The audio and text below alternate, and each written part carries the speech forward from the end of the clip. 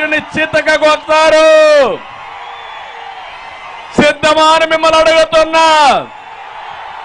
కానీ మీకు కూడా ఎన్నికల్లో మేము కూడా కొన్ని ఆయుధాలు ఇవ్వాలి యుద్ధం చేయడానికి. ఆ ఆయుధాలే ఈ సభ ద్వారా మేము ఇస్తున్నాం. మీరు ఆయుధాలను ఇంటింటికి తీసుకుపోవాలి, ప్రజల్ని చైతన్యవంతులు చేయాలి. ఎంత దుర్మార్గుడు అంటే, ఏమమ్మా మీకు అన్నో తమ్ముడో కొడుకో ఉంటాడు, ఇంట్లో విభేదాలు వస్తాయి, వేరే పార్టీల్లో ఉంటారు, మాట్లాడుకోరు, కానీ అసభ్యంగా ప్రవర్తించరు. నా జీవితంలో నేను ఎప్పుడు పడని బాధపడ్డా, నా భార్యను అవమానించినప్పుడు నేను పడిన బాధ నా జీవితంలో ఎప్పుడూ మర్చిపోలేనని చెప్పి నేను మీకు తెలియజేస్తున్నా. ఎందుకు బాధపడ్డానంటే, ఎప్పుడు బయట రాని వ్యక్తిని గురించి నిందలేసినప్పుడు బాధపడ్డా. ఈరోజు మీరు చూస్తున్నారు, ఎవరినైనా ఈ రాష్ట్రంలో ఈ ముఖ్యమంత్రి జగన్మోహన్ రెడ్డి వదిలిపెట్టాడా అని మిమ్మల్ని అడుగుతున్నా. కడాన వాళ్ళ ఇంట్లో వాళ్ళ చెల్లిని వదిలిపెట్టాడా అని మిమ్మల్ని అడుగుతున్నా. తల్లిని వదిలిపెట్టాడా అని మిమ్మల్ని అడుగుతున్నా. ఇలాంటి వ్యక్తి మిమ్మల్ని నన్ను వదిలిపెడతాడా అని మిమ్మల్ని అడుగుతున్నా. అందుకే జగన్మోహన్ రెడ్డి వద్దు, రాష్ట్రాన్ని కాపాడుకుందాం, ముందుకు రమ్మని మరొకసారి పిలిపిస్తున్నా.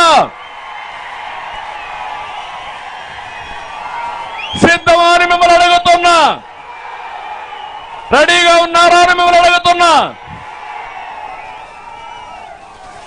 నన్ను గురించి మాట్లాడుతున్నారు, వాళ్ళ పంచాయతీ వాళ్ళు తేల్చుకోకుండా నన్ను గురించి మాట్లాడుతున్నారు. నేను ఆ రోజు, ఈ రోజు, రేపు ప్రజల పక్షానే నేనుంటా. నా ఆశయం ఒకటి, తెలుగు జాతి బాగుండాలి. కులం కాదు, మతం కాదు, ప్రాంతం కాదు, 10 కోట్ల తెలుగు వారు నా బంధువులు, ఆత్మ బంధువులు. వారి కోసమే పనిచేశారు. నా చివరి రక్తము బొట్టున్నంత వరకు మీకోసమే నేను బతకతా, మీకోసమే ఉంటా, మీకోసమే పనిచేస్తా. నా శక్తి ఏంటో నిరూపించుకుంటానని మరొక్కసారి మీ అందరికీ హామీ ఇస్తున్నా. విభజన సమయంలో నేను ఆ రోజు ఒకటే చెప్పాను, 2 ప్రాంతాలకు న్యాయం చేయాలని చెప్పిన వ్యక్తిని నేను. కానీ ఆ రోజు విభజన చేశారు. ఆ విభజనప్పుడు ప్రత్యేక హోదా కూడా పెట్టారు.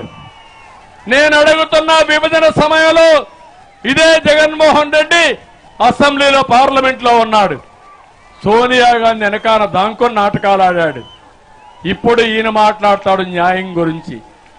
అందుకే ప్రజలకు అందరికీ విజ్ఞప్తి చేస్తున్నా, తర్వాత నేను బీజేపీతో ఉండి రాష్ట్రాన్ని అభివృద్ధి కోసం ముందుకు చేశాం. కానీ ప్రత్యేక హోదా ఇవ్వలేదని నేను విభేదించాను తప్ప ఇంకొక విషయం కాదు. అది కూడా రాష్ట్రం కోసం, మీకోసం, నేను నష్టపోయిన తెలుగు జాతి కోసం కష్టపడ్డానని మరొకసారి మీకు విజ్ఞప్తి చేస్తున్నా. ఈరోజు కూడా నా ఆలోచన ఇదే. అదే జగన్మోహన్ రెడ్డి ఊసరవిల్లి రాజకీయాలు చేసి, బెయిల్ కోసం రాజకీయం, కేసుల కోసం రాజకీయం, రాష్ట్రాన్ని తాకట్టు పెట్టి ప్రత్యేక హోదా కోసం ఎన్ని మాట్లాడాడంటే మా యువత గుర్తుపెట్టుకోవాలి. కేంద్రం మెడలు వంచి ప్రత్యేక హోదా తెస్తా అన్నాడు.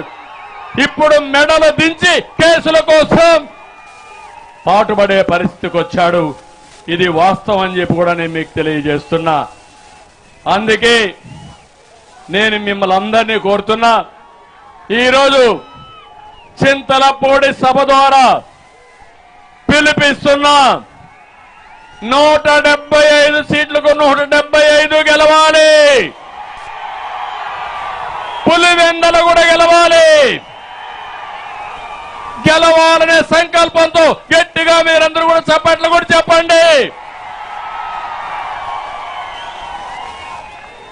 ఇక్కడికి వచ్చినప్పుడు ఏలూరు ఎంపీ ఉన్నాడు. నిన్నటి వరకు ఎంపీ, ఇప్పుడు కూడా ఎంపీనే, ఇంకా 2 నెలలు ఉంటాడు. చాలా తెలివైన వాడు. ముందుగానే పసిగట్టాడు పోటీ చేసిన గెలవమని. తప్పించుకున్నాడు. 5 ఏళ్లు ఈ ప్రాంతానికి చేసింది లేదు, ఆయన వల్ల లాభం లేదు, ఏది జరగలేదు అలాంటి వ్యక్తి. ఇప్పుడు మీరు చూస్తున్నారు, పక్క నియోజకవర్గం ఉన్నాడు ఎర్రిపప్ప మంత్రి, ఆయన కొడుకును పంపించాడు ఇక్కడికి. ఎర్రిపప్ప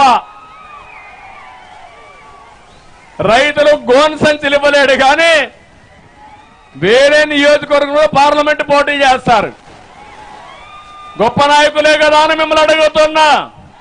తిరుగు తపాల్లో పంపిస్తారా లేదా అని మిమ్మల్ని అడుగుతున్నా. ఇంకొక ఆయన చింతలపూడి ఎలీజా గ్రాఫ్ పడిపోయింది, నీ చీటీ చినిగిపోయిందన్నాడు జగన్మోహన్ రెడ్డి. అమలాపురం పంపిస్తా అన్నాడు. ఈయనన్నాడు, నా గ్రాఫ్ పడిపోతే నీ గ్రాఫ్ పెరిగిందా, నీది పడిపోయిందని చెప్పాడు. చెప్పాడా లేదా? జగన్మోహన్ రెడ్డి గ్రాఫ్ పెరిగిందా తమ్ముళ్ళు? పెరిగిందా ఆడబిడ్డలు? రేపు ఎన్నికలు వస్తే తెలుస్తుంది. ఊరూరు తిరగబడుతుంది, ప్రతి ఒక్కరు తిరగబడతారు. అది జరగాలి. జరుగుతుందా లేదా? పాపం ఎలీజా పని అయిపోయింది. ఇంకో పక్క అతను ఒక ప్రశ్న వేశాడు, మేము ఎస్సీలం, మాకు సామాజిక న్యాయం లేదన్నాడు. నేను అడుగుతున్నా, ఈ గోదావరి జిల్లాలో పెత్తనం ఎవరు